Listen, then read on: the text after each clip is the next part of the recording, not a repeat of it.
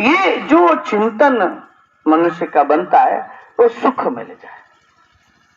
संत प्रवचन कर रहे हैं और जब बैठे, पुण्य कर्म तो था नहीं, निरंतर उलझे हुए कर्म ही किए, अपराध किए, पाप किए थे, और जैसे बैठे तो संत कहते हैं ज्वर के ताप से भूख विदा हो। बुखार आता है तो भोजन अच्छा नहीं लगता, और जिसके सर पे पाप सवार है, समझ लीजिए कथा में नहीं आ रहा है तो समझ लीजिए पाप सवार है। वो तर्क भले दे, कितना भी तर्क दे कि हम व्यस्त हैं, हम उलझे हैं, हमारी ये समस्या, वो केवल पाप सवार है। जहां से उसका कल्याण हो सकता है वहां जाने से पाप रोक रहा है।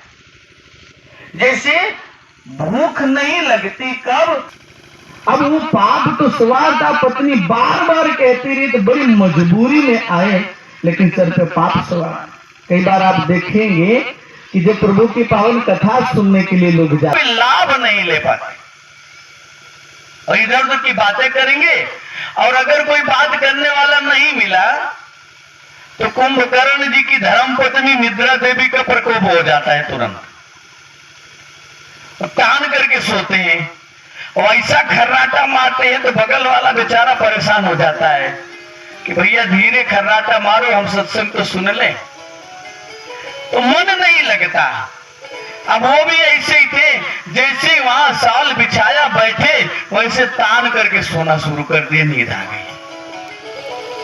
कथा खत्म हो गई, कथा व्यास महात्मा जी संत जी वहां से चले गए, पूरी संगत चली गई। वहां केवल 2 लोग पंडाल में थे। एक तो वो बड़ा मजा आया, अब सोच रहा है कि मजा क्या आया वो तो हम ही जानते हैं, तुम ही जानते हो। कई लोगों को नींद घर में भी टेंशन के कारण नहीं आती, कथा में कम से कम सुकून की नींद तो आ जाती, मन शांत तो हो जाता है। मस्ती में चले गए, बड़ी मस्ती की नींद आई थी, क्योंकि धन की रक्षा के कारण रात भर नींद नहीं आती थी, कहीं चोर लूट के लेके चले जाए। बिजनेस व्यापार से हमेशा टेंशन में रहते थे, बड़ा फ्री माइंड सोए थे, मन बड़ा प्रसन्न था। पहुंच गए, धर्म पत्नी जैसे देखी बड़ा खुश थी, बड़ा भाग्य है, बड़ी ईश्वर की कृपा है, आए हैं वो पानी लेकर के